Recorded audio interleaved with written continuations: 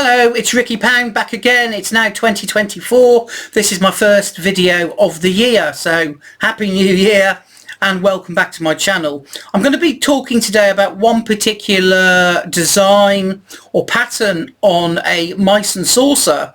This is known as the Tischenmuster or garden table, little table design.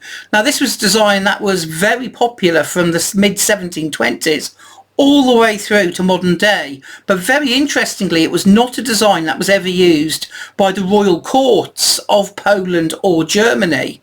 So this was something really for the up and coming middle classes, but it was very popular. So I'm going to be showing you three saucers and two tea bowls today with this design, and this is the first saucer I'm going to show you.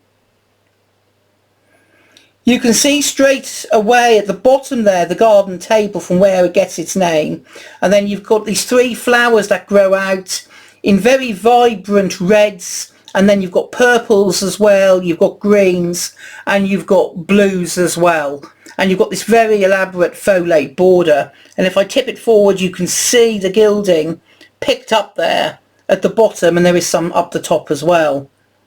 Now if I turn it over,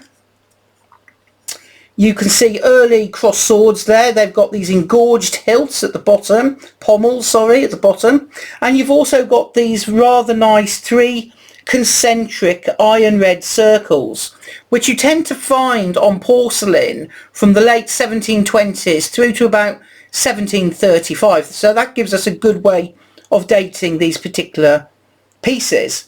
You've also got a little bit of a blue mark up here, which is no doubt related to the painter. The second one I'm going to show you is slightly different in terms of the pattern. Much more elaborate base there, I think, of the table. You can see the gilding there as I pick it out.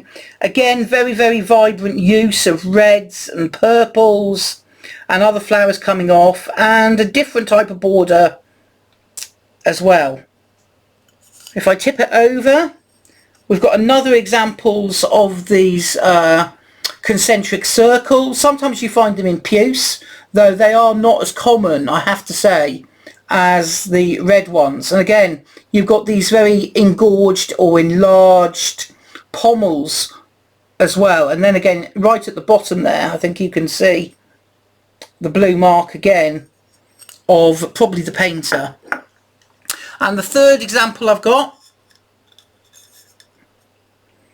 again, lovely colours, very vibrant. And one way you can tell that these are early examples are later in the century, these colours become somewhat muted, drained of colour in many respects. These are very vibrant in comparison. Again, you've got the table at the bottom, which is gilded, as you can see. You've got those three flowers. You've got the use of the purple and blue under the glaze as well, and these very elaborate folate borders.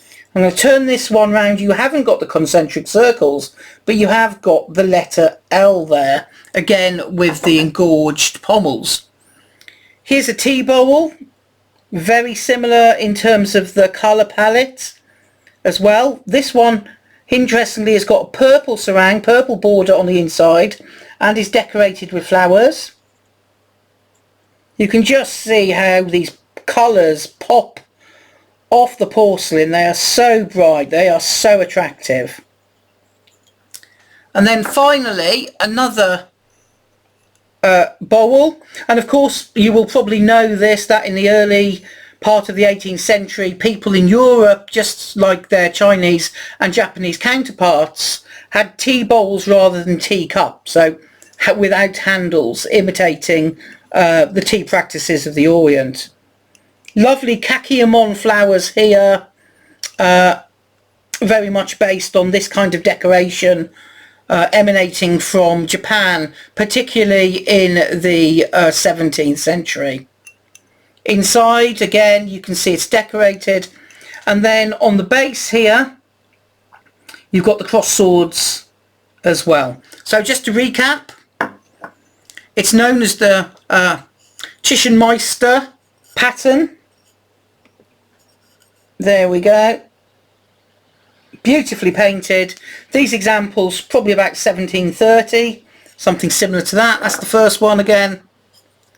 That's the second one with the things. It'd be quite nice just to hold these up so you can see both of them with the concentric circles there for you.